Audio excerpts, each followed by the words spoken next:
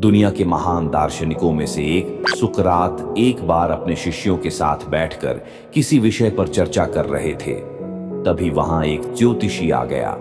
उसने देखा कि कोई भी उस पर विशेष ध्यान नहीं दे रहा है, तो उसने सबका ध्यान अपनी ओर आकर्षित करते हुए कहा, मैं बहुत बड़ा ज्योतिषी हूं। मैं किसी का भी चेहरा देखकर उसके चरित्र के बारे में बता सकता हूं। बताओ, तुम में से कौन मेरी इस विद्या को परखना चाहेगा? उसकी यह बात सुनकर सभी शिष्य सुकरात की ओर देखने लगे। सुकरात ने मुस्कुराते हुए उस ज्योतिषी से अपने बारे में बताने के लिए कहा। वह ज्योतिषी उन्हें ध्यान से देखने लगा। सुकरात देखने में क्रूर थे। उन्हें कुछ देर निहारने के बाद ज्योतिषी ने कहा, तुम्हारे चेहरे की बनावट से पता चलता है कि तुम सत्ता विरोधी हो। तुम्हारे अंदर द्रोह करने की भावना प्रबल है।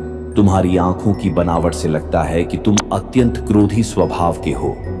अपने गुरु के बारे में ये बातें सुनकर वहां बैठे शिष्यों को गुस्सा आ गया।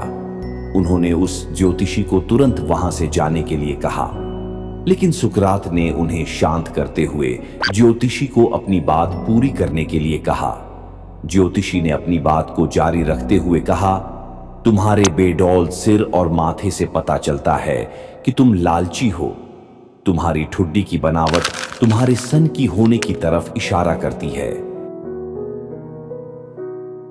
उसकी ये बातें सुनकर शिष्य और भी क्रोधित हो गए, लेकिन सुकरात गुस्सा होने की बजाय मुस्कुरा रहे थे। उन्होंने ज्योतिषी को इनाम देकर विदा किया। सुकरात के इस व्यवहार को देखकर शिष्य उन्हें आश्चर्य से देखने लगे और उनसे पूछा, गुरुजी, हमें आपकी यह बात समझ नहीं आई कि आपने उस ज्योतिषी को इनाम क्यों दिया, जबकि उसने जो कुछ भी कहा वो सब झूठ था। नहीं शिष्यों, ज्योतिषी ने मेरे बारे में जो कुछ भी कहा है वे सब सच है। उसके बताए सारे दोष मुझ में हैं। मुझ में लालच है, क्रोध है। उसने जो कुछ भी कहा वे सब कमियां मुझ में हैं। लेकिन वह एक बहुत जरूरी बात बताना भूल गया। वह मेरे अंदर के विवेक को नहीं आंक पाया, जिसके बल पर मैं इन सारी बुराइयों को अपने वश में किए रहता हूं। बस वह यहीं चूक गया। वह मेरे बुद्धि के बल को नहीं समझ पाया। आप सभी ने अपने जीवन में एक कहावत तो सुनी ही होगी, एक चुप सौ को हराए, एक चुप सौ को सुख दे जाए। और इसलिए हम कई बार चुप रहते हैं, मौन रह जाते हैं, क्योंकि यह सच भी है कि एक मूर्ख व्यक्ति के सामने मौन रहने से अच्छा उत्तर और कुछ भी नहीं हो सकता। परंतु जीवन में सदैव चुप रहना उचित नहीं होता है। गीता में कहा गया है, जहां पाप का बल बरस रहा हो, जहां छल कपट हो रहा हो, वहां पर मौन रहने से अधिक गंभीर अपराध और कुछ नहीं हो सकता। कभी कभी हम सबके जीवन में एक समस्या अवश्य आती है कि हम किसी ताकतवर के समक्ष मौन हो जाते हैं। ऐसा क्यों? प्राय उसकी ताकत से बचने के लिए हम मौन रह जाते हैं। मानते हैं कि ऐसा करने से हम एक विवाद से बच जाते हैं। हो सकता है कि एक संघर्ष से भी बच जाते हों, परंतु ऐसा बचाव देर सबेर एक बड़े संघर्ष को जन्म दे देता है। हमारा मौन रहना अनजाने में उस व्यक्ति का समर्थन बन जाता है और वह अपने आप को और अधिक शक्तिशाली अनुभव करने लगता है। यहीं से हमारा दमन प्रारंभ हो जाता है। एक के बाद एक हम अन्याय में अनचाहे रूप से सम्मिलित होते चले जाते हैं, जो आगे चलकर बड़े टकराव का कारण बनता है। तो फिर इसका तोड़ डीएच क्या है? यह समझने के लिए यह जानना आवश्यक है कि ऐसी कौन सी बात है जो विरोध करने से रोकती है। ये सामने वाले की शक्ति तो नहीं हो सकती। ये तो हमारा खुद का डर होता है जो हमें मौन रहने को विवश करता है। क्या हम मन से डर को निकालकर अन्याय का विरोध नहीं कर सकते? आखिर वह हमारा क्या और कितना बिगाड़ सकता है? सोचिए, ऐसा करने से हमारा मन कितना मुक्त, कितना हल्का अनुभव करेगा। गीता में भी कहा गया है, अन्याय सहना अन्याय करने से ज्यादा बड़ा पाप है। आज समाज में यही तो हो रहा है। जहां विरोध करना चाहिए वहां कोई बोलता नहीं। कोई बलशाली व्यक्ति कुछ भी गलत बोल दे तो उसके सामने विरोध करने की किसी की हिम्मत नहीं होती।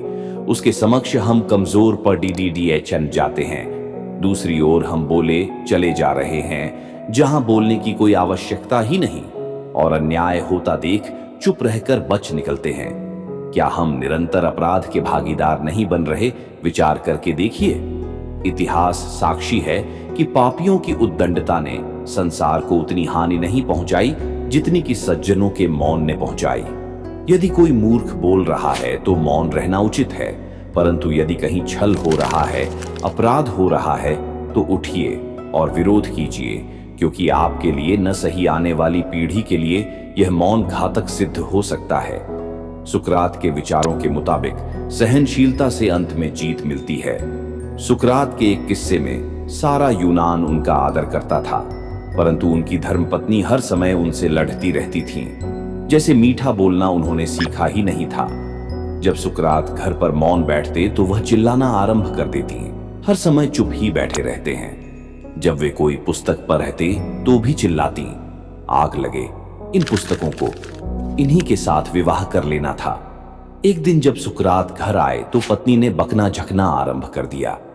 सुकरात के कुछ विद्यार्थी और भक्त भी उनके साथ थे, मगर सुकरात मौन बैठे रहे।